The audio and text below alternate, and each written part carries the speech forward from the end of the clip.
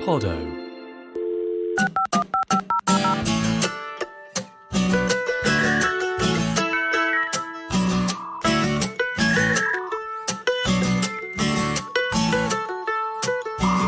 Welcome to the Ned Ludd Radio Hour. I'm Nick Hilton. Welcome. You've got mail.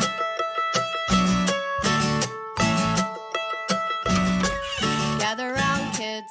I'll tell you awesome stories. When I started mentioning my plan to do this podcast to people, when it was just an embryonic idea, their usual response would be, oh yeah, some of that new AI stuff is really terrifying. And that was true, but my impetus for the show was something more holistic. As I've been saying repeatedly for the last year, I'm as apprehensive about screen addiction and device dependency as I am about AI itself. After all, AI requires a vessel, and that vessel is usually all the hardware we've allowed to become enormous social crutches.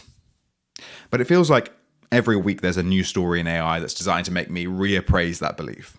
Maybe AI is the big thing to be scared of.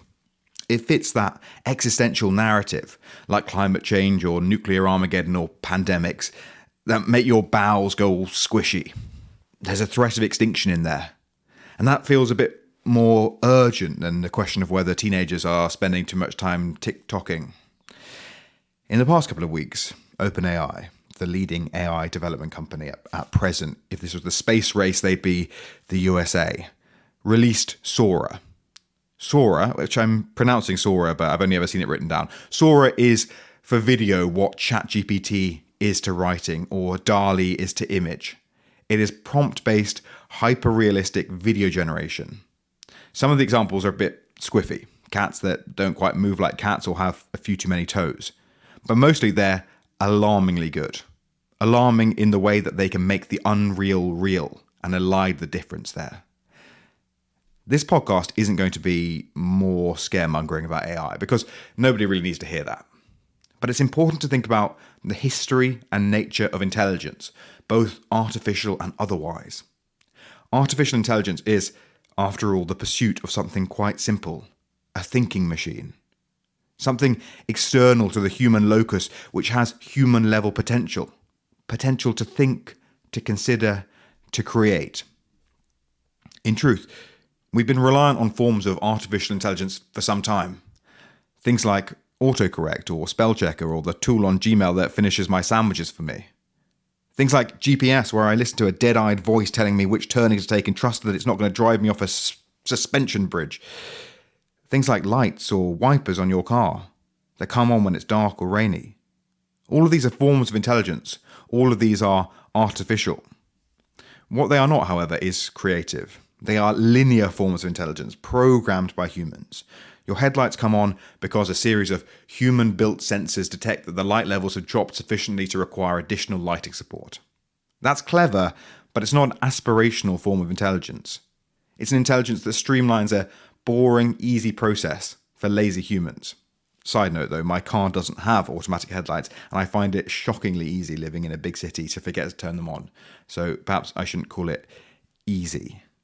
But the dream of something more complex, a self-thinking mechanism, is far older than the past few years. It's something that stretches back into medieval times and into the realms of ancient mythology. After all, what is the tree of knowledge of good and evil but an early prototype of Wikipedia? What is Pandora's box if not a forerunner of Elon Musk's X? Anyway, I told Ned that I wanted to delve into the history of AI, and they came back with this short, snappy, and kind of oppositional note. You're tempted to conflate all technologies. It is plausible that a technology should be intelligent only as a mirror to human intelligence. That is interesting as the bedrock of technological design, but an entirely separate consideration. The question of AI, the biggest question of our time, is when technology is no longer a mirror, nor even a refracting prism, but a false mirror, a second screen, a show all of its own. When it is no longer purely doing the programmatic bidding of its human designers, but the bidding of strange, native impulses. That is not a question for history, it's a question for the future. Now, this is something that I agree and disagree with. It's obvious to me, at least, that there is a lot of interesting stuff to be considered as we move towards this weird thing that creepy dudes on the internet venerate: artificial general intelligence, AGI. But I also think that's a distraction from the here and now, where less amazing, less revolutionary forms of AI are beginning to make themselves known. And these do seem to me like the direct descendants of so many of our long-held views about knowledge: its acquisition, storage, and analysis. So I decided to speak to Kester Brewin, an author who works for the delightfully named Institute for the Future of Work here in London. He's just about to release a new book called Godlike, a 500-year history of artificial intelligence in myths, machines, and monsters. Don't think of what you're about to hear as a history of artificial intelligence, per se, but a history, instead, of the impulse that has led us inexorably towards AI. So I'm in Crystal Palace, centre of the tech universe, with an enormous radio tower here, and it's just after 1:30 on a Friday afternoon. Well, fantastic. I think I can see the same radio tower out of my window. Although, to be fair, about half the houses in South London can see that radio tower. Yes. And you've got a new book out, which is called, I've got it here, it's called Godlike. That's a line or a descriptor that you've taken from Ian Hogarth, is that right? That's right. So he is someone who's very involved in kind of leading the government's AI safety response. And he wrote an article for the Financial Times about a year ago now, where he was saying, actually these technologies are, kind of godlike in their capabilities. And that really, really struck me. My dad was a Church of England minister, so I was kind of brought up, with kind of embedded within the kind of theological language, and I've explored that in some of my past books. And it struck me that AI is one of those things, it's so large in its kind of conception. It doesn't just impact person to person, but it's one of these, what you'd call a big other system, that actually theological language is quite useful for understanding how that is. And, I'm not a believer myself, but I think that we kind of ditch all of our theological language at our peril, because the problem with that is that it leaves us unable to talk about these very, very large systems, which are going to become, I think, quite important in our kind of, social relationships. The book itself is a kind of history of the ideas behind AI as much as the technology itself. The technology itself is, I guess, fairly nascent and has changed radically even in the last couple of years. But the ideas, the thoughts behind it are something that you trace back hundreds of years. Take me back to the very first kind of dream that was a sort of artificial intelligence, an intelligence that could be housed outside of the human mind. It's a really good question. So what I wanted to do with the book, a lot of books I've read about AI are always looking forward into the future and what the future is going to be like. And I wanted to look the other way. I wanted to look backwards and say, hold on a minute, like all technologies, they come from within the human heart. And it seemed important to work out where that was coming from and, how long we dreamt of this technology. And the more I thought about it, actually, the further and further back it goes. I talk about 500 years. And that marker, the beginning of the book, is of an Italian monk called Giordano Bruno, who went to the Pope and said, I've come up with this technology which allows me to understand all things and to know all things. And the connection being, if I can do that, I will become like God. Now, that might seem a stretch, but actually that's pretty orthodox in Christian belief. And if you go right back to the beginning of Genesis, the serpent says to Eve, come on, eat the apple. Actually, the text says, if you do that, you will know all things and you will become like God. So in a sense, this idea of being able to understand everything and to have access to all knowledge is very linked to this very, very deep idea within us that we can augment ourselves, we can kind of elevate ourselves up into the cloud, and we can become better human beings. More recently, in terms of the birth of a full artificial intelligence system, I tell the story kind of linked to the recent Oppenheimer film about one of the guys who was working on that Manhattan Project and realizing this extraordinarily powerful technology that was being developed. And he's like, oh my God, so this is Vannevar Bush, who was coordinating all the scientists in the US in terms of their war effort. And he wrote a piece for Atlantic magazine, which was published just after the Trinity again, religious language, Trinity test of the first atomic bomb, saying, look, we've done amazing things to kind of like bring about violence and the destruction of lots of people to win the war. Actually, we've got to turn ourselves to technologies of peace. And he theorized this machine called a Memex, which he said, is like and he was using the technology of the day, which is like a big desk, and it's got these microfilm reels, and you can kind of import ideas from other people and have a look at that. And he says, by doing that, we will artificially augment our memory. And by doing that, we'll become more empathetic, and then we'll become more peaceful.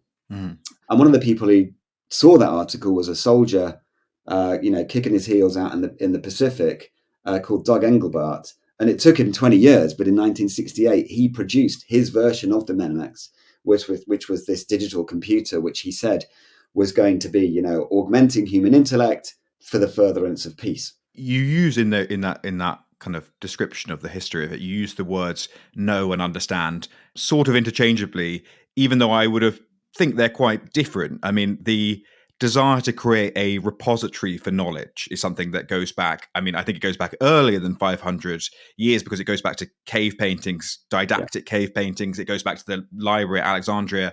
There is an understanding that the human bandwidth, the scope of all memory is finite, and that some knowledge has to be stored externally.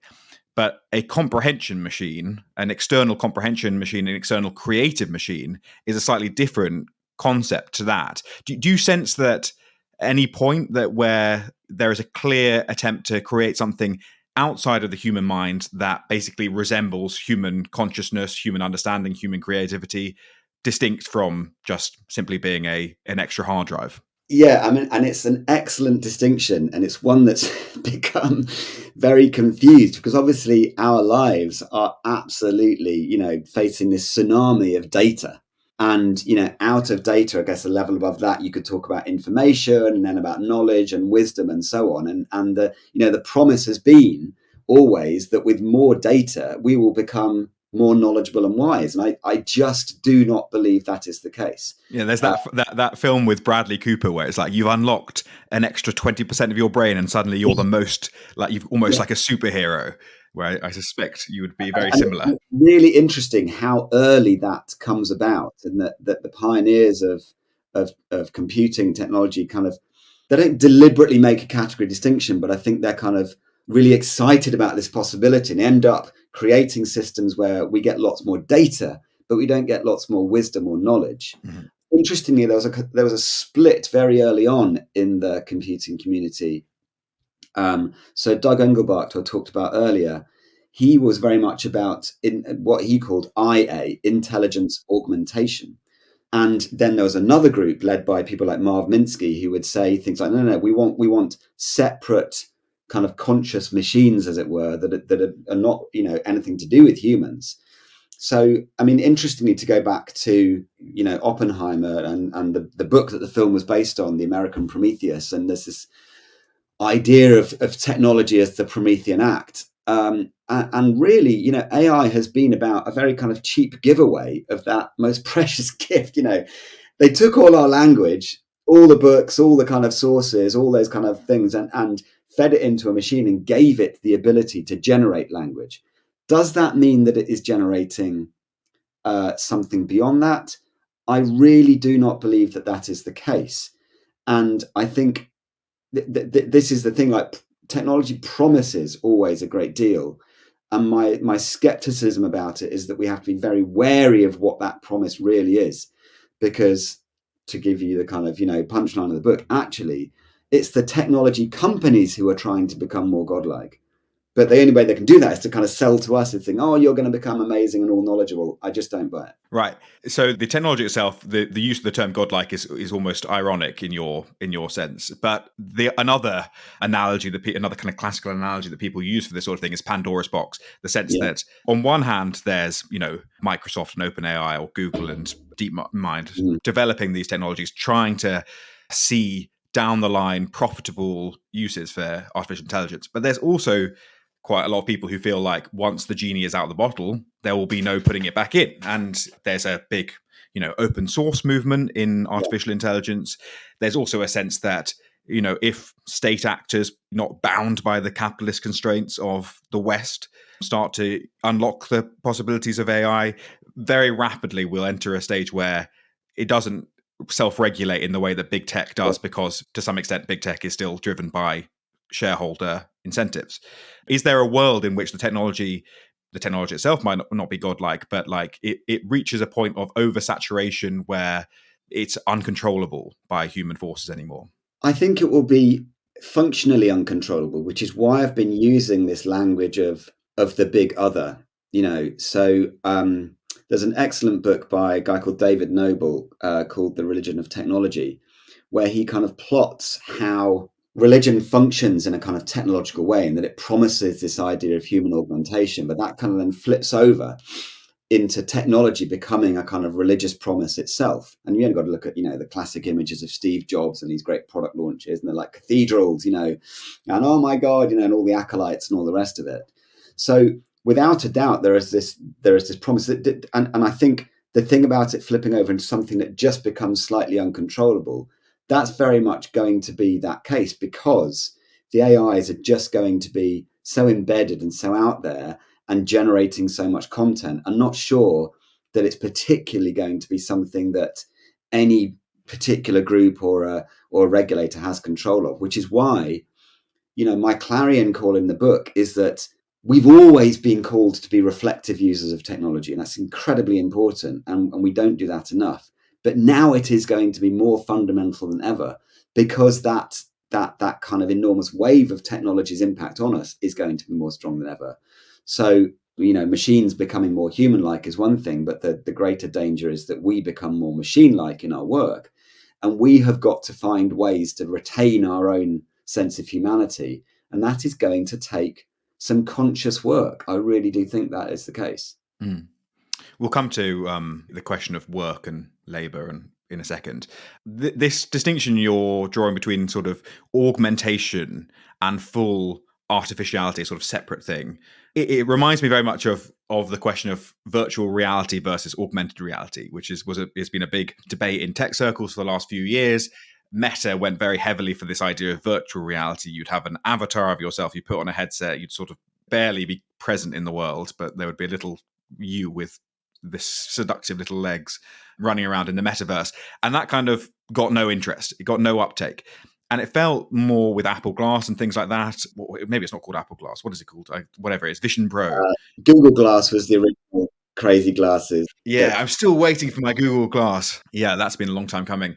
But it felt like people were understanding that augmented reality rather than virtual reality offered a sense of making people bionic, but retaining their humanity, just making you a better version of yourself, which is very seductive to humans. Is that the best that we can hope for in terms of the outcomes of AI, that we're not rendered redundant? There's just a great sort of technological equalization of people's abilities.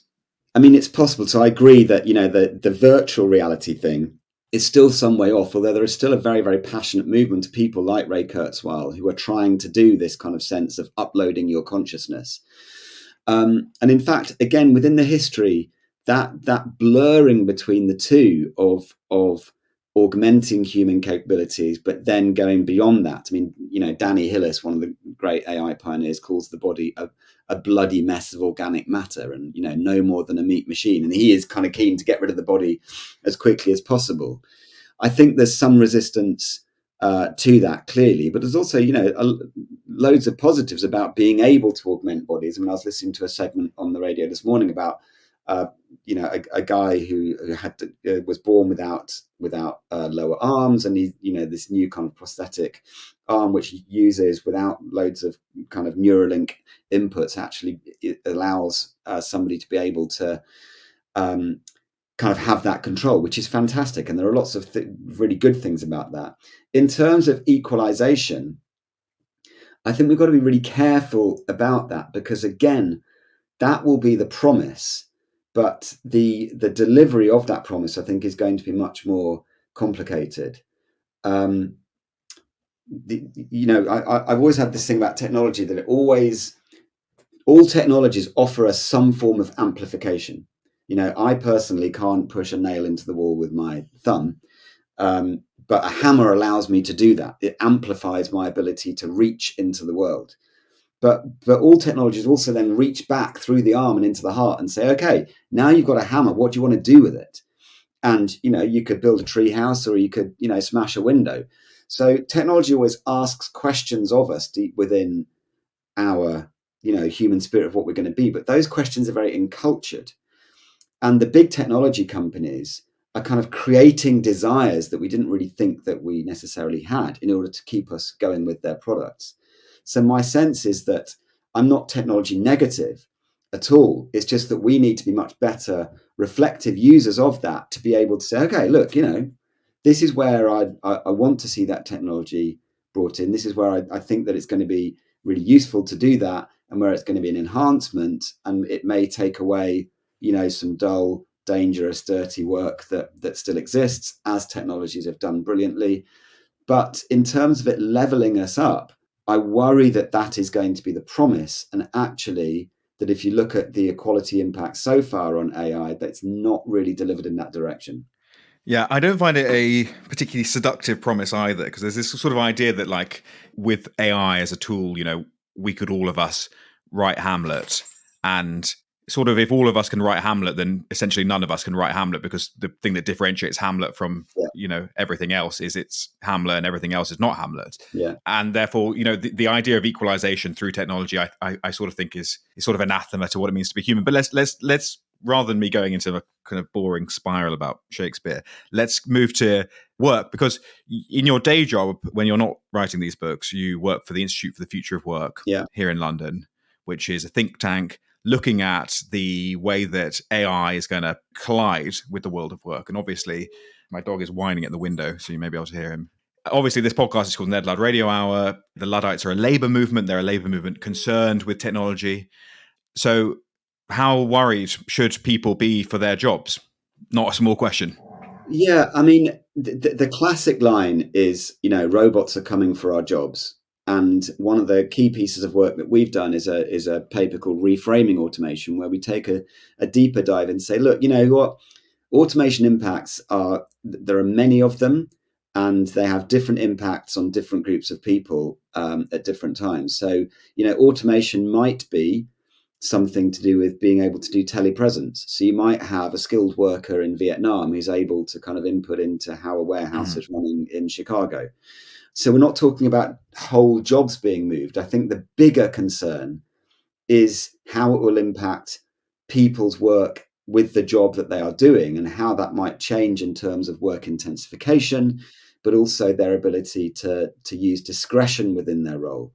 So if you are, for example, an Uber driver, you don't have great discretion on your work, because you follow the route that the thing tells you in order to be able to do that most efficiently. So you've taken away that sense of discretion.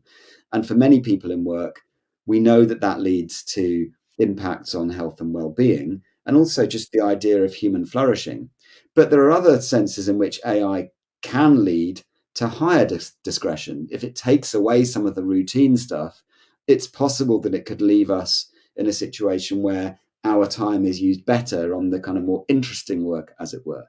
But that, again, is going to be about management culture, and it's therefore about regulation, profit motive, and those sorts of things. So in the last budget, we saw Jeremy Hunt kind of solidify this thing on full expensing on investment in machinery, so that companies claim back lots of tax on investment in machinery. We don't see that with investment in people, and that we would say is completely bonkers. What companies need to be doing is investing in people, because as the research that we've done shows through kind of detailed surveys of technology adoption, it's only when you invest in people and the new machines that you get anything like any kind of decent output. Right. If you do that, you can get some really good outputs. But if you don't, you get something pretty rubbish. Right. There seem to be sort of two slightly utopian delusions that kind of come up when you talk about AI and work.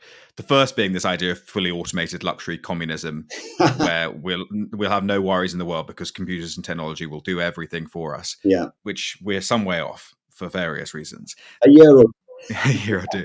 And the other one is this one that you sort of alluded to, which is this idea that, if computers and AI can take over the grunt work, no one will have to be a shit shoveler, and we can all do what we have a passion for and the stuff that feels genuinely important, which seems equally optimistic to me. It's clear to me that there's some use cases, very productive use cases for AI, not least in, for instance, triaging in healthcare and pharmaceutical development, that sort of thing. That's where you don't want to be a Luddite for when AI can clearly do some good. But what it seems to me is that it's clearly going to replace a lot of jobs, not unlike my own, not possibly unlike your own. Yeah. And the question is how quickly it does it, and whether we are socially ready for a sort of mass exodus of purpose from kind of white collar workers, particularly. Is that something you guys grapple with, or is this just me? Yeah, very much. Middle class fear mongering. We are seeing a new industrial revolution. You won't tell from the accent, but I was actually born in South Yorkshire. And in fact, I was watching a documentary the other night on BBC about the miners' strike. And, this kind of just full on very, very fast decimation of a particular industry. Now, it's not an industry that necessarily, environmentally was one that should have been sustained over, forever. But the kind of nature of the pace of transition was just absurd. Like they just shut things down and left people to rot. And we absolutely must make sure that does not happen again. So this is about a kind of just transition of labour. We have been doing quite a lot of work across different sectors. So one of the projects we have is with the UK creative sector, which is, a real powerhouse of the UK economy. And it's incredibly important that sector is protected. But there are all kinds of interesting impacts when we talk to people in that creative sector. I've met people, voice artists, their work has disappeared because there are now people who are able to, just kind of click, get me an audiobook for 20 quid rather than having to pay someone that time to do it. Is the quality any good? It's okay, but it's completely statistically kind of average. So you don't really get a sense of personality at all. Now, you could say, for example, my mum, her eyesight's not great, cheaper audiobooks, good.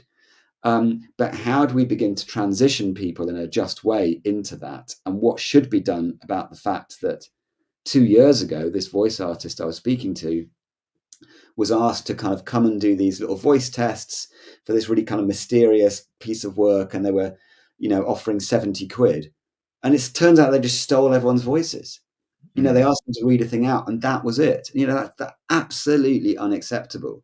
So there's lots of protections that need to be put in place where people need to be really smart and aware of what's happening. But it's also the kind of complexities of how you get that kind of stream of people coming into a job. So, classically in the film or TV business, you might have someone who comes in as a runner and isn't paid very much, and they make the tea and they kind of, gradually do a bit of coding of this and that, and they sort of gradually pick up the skills within an environment and get to know people. And where we're seeing AI hit is that it's knocking out that early career stuff of the grunt job of just being around and coding videos and that kind of stuff. But where then do people get into the industry? The entry point becomes so high that you're kind of losing the pipeline. So we've got to be really, really careful. Say, great, yeah, we can automate a whole lot of processes. You could be cutting off the pipeline. We'll only see the result of that in 10 years' time when we'll suddenly realize nobody's got those skills anymore. The complexity of having a sort of two-sided market where everyone is both customer and and creator and provider, and we got this maxim that the customer is always right, and we always try and do the thing that is best for the consumer, especially because we are all extremely obsessed with consumption.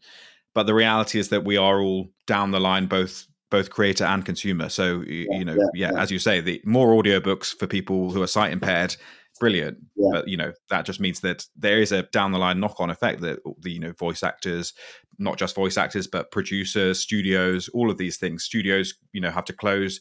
Can the person who owns the building get a new tenant? No one wants a studio. Can they pay their mortgage to default on it? Yada yada. Even actors themselves. I was in a meeting yesterday where someone quietly admitted that a company they'd been working with had said that they just used AI generated actors in their latest advert. Yeah. Now that's someone's job, that's somebody's work that's gone through that. And we need to think carefully about what the longer term impacts of that, because we can make the future. And I do believe that we have agency to do that. We've got to think, what kind of future do we want? And the kind of big heart of the book at the end is that, we've got these top level big companies and governments and regulators and stuff. And then we've got ourselves down here as the individuals, slightly atomized by social media. But what we're missing is these mid-level structures. And these mid-level structures are where we kind of, gather together in kind of situations of proper trust and relationship, where you meet the other. You meet people who are not the same as you, but you have this kind of cross-cutting relationship around that. And it's there that we can begin to think, well, hold on a minute, is this something that we want in terms of within our community? This is a good thing.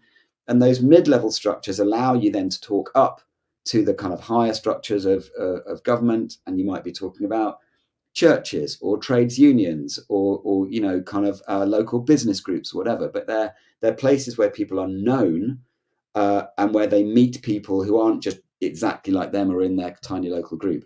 We've had a massive evacuation of those structures since the 1960s, and we really need to make sure that we don't lose those any further. In fact, start to rebuild them, because AI is going to have that kind of massive impact of further weakening those things, which I think is a real danger. Yes. Okay. I admire your diligence in saying trades union rather than trade unions.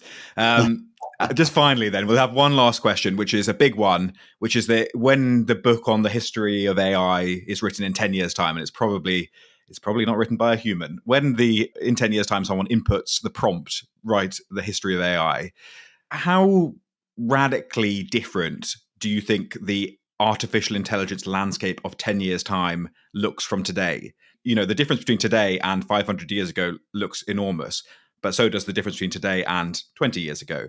Are we looking at another jump forward of the same enormity, or will it be closer than pessimists suspect to what we're seeing today in 10 years' time? And it's such a good question. So the book has been written, at pace as things keep evolving and changing. So even over the course of writing a book, like a 9-month process, this changes, this develops, which makes things complicated. So the pace of change is enormous. The pace of response is growing quite quickly. So we see the EU AI Act. We see lots of stuff coming in the States to kind of do regulation. The government's AI Safety Summit was a bit of a mess, but actually there was some really good meaning stuff out there about AI safety. So it is going to be interesting. We can say that much. I do think there are going to be enormous changes. So whereas a year ago we had, ChatGPT doing amazing stuff, like generating text, just this last week, OpenAI have introduced a system where it's text to video, so that the text is responding and it will give you that video output. So we're going to see huge changes like that. We are going to see enormous kind of threats on those kind of bigger scale systems, and whether those escape into a wider problem is as yet unknown. But I think it is going to be radically different. I, at the same time, feel that in terms of the kind of direct augmentation of humans and these kind of chips and all the rest of it, I think we're a little further way off on all that stuff. And actually, I think there's going to be a bit more growing resistance in there. And we saw recently this driverless taxi in, I think it was San Francisco, and a bunch of people just surrounded it and burnt the thing to the ground. I think people are sensing, hold on a second, social media kind of was amazing, but it has had some major impacts, and this risks even further stuff. So I think it's going to be a contested future, without a doubt.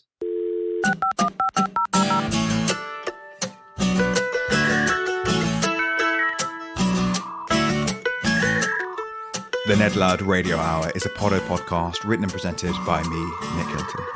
Our theme music is Internet Song by Apes of the State, and the artwork is by Tom Humberstone. If you enjoyed this show, please tell people about it. Go on Apple Podcasts or Spotify and leave a 5-star rating. And check out the Reddit, which I'm trying to build, a community there. I think it currently has 5 members. It's r/Ned Ludd. For all other social links, go to nedluddlives.com. Cigarettes and your dad probably tried pot. He said he